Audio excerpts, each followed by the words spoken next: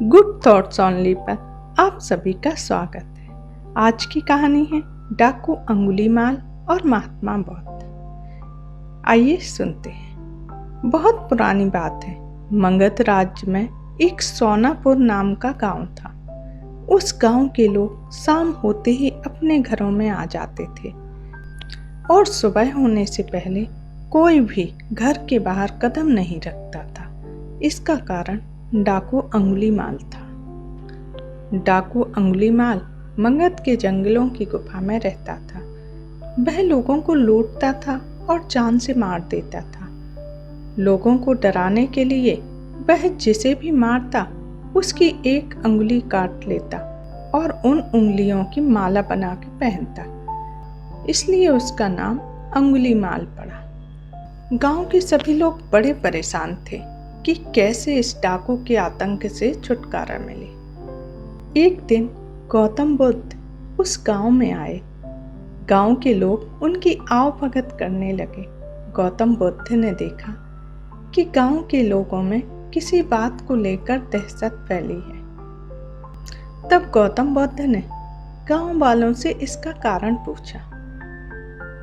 ये सुनते ही गांव वालों ने अंगुलीमाल के आतंक का पूरा किस्सा सुनाया। अगले ही दिन गौतम बुद्ध जंगल की तरफ निकल गए।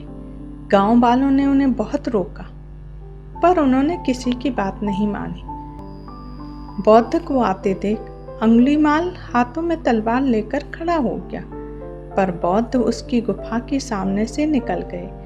उन्होंने पलट कर भी नहीं देखा। अंगुलीमाल उनके पीछे दौड़ा, पर दिव्य प्रभाव के कारण वो बौद्ध को पकड़ नहीं पा रहा था। थक हार कर उसने कहा, रुको। बौद्ध रुक गए और मुस्कुरा कर बोले, मैं तो कब का रुक गया, पर तुम कब ये हिंसा रोकोगे? अंगुलीमाल ने कहा, सन्यासी, तुम्हें मुझसे डर नहीं लगता? सारा मगध मुझसे डरता है। तुम्हारे पास जो भी माल है निकाल दो, वरना जान से हाथ धो बैठोगे। मैं इस राज्य का सबसे शक्तिशाली व्यक्ति हूँ। बौद्ध जरा भी नहीं घबराए और बोले, मैं ये कैसे मान लूँ कि तुम इस राज्य के सबसे शक्तिशाली व्यक्ति हो? तुम्हें ये साबित करके दिखाना होगा। अंगुलीमाल बोला, बताओ कैसे साबित करना होगा? बौद्ध ने कहा, तुम इस पेड़ से 10 पत्तियां तोड़कर लाओ।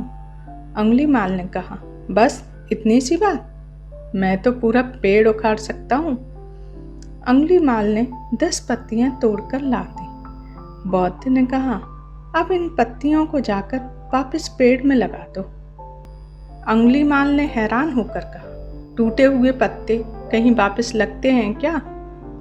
तो बौद्ध बोली, जब तुम इतनी छोटी सी चीज को वापस नहीं जोड़ सकते तो तुम सबसे शक्तिशाली कैसे हुए?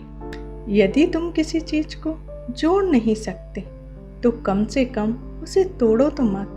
यदि किसी को जीवन नहीं दे सकते तो उसे मृत्यु देने का तुम्हें कोई अधिकार नहीं है। यह सुनकर अंगुलीमाल को अपनी गलती का एहसास हो गया और वह बौद्ध का शिष्य बन गया और उसी गांव में रहकर लोगों की सेवा करने लगा। आगे चलकर यही अंगुलीमाल बहुत बड़ा सन्यासी बना और अहिंसिका के नाम से प्रसिद्ध हुआ।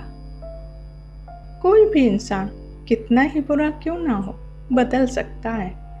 दोस्तों, अंगुलीमाल बुराई का एक प्रतीक है और हम सब में छोटे बड़े रूप में कोई ना कोई बुराइयां हैं।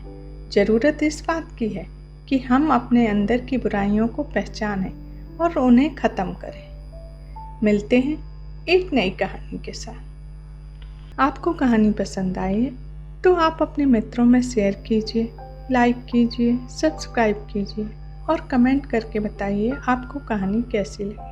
मिलते हैं एक नई कहानी के साथ।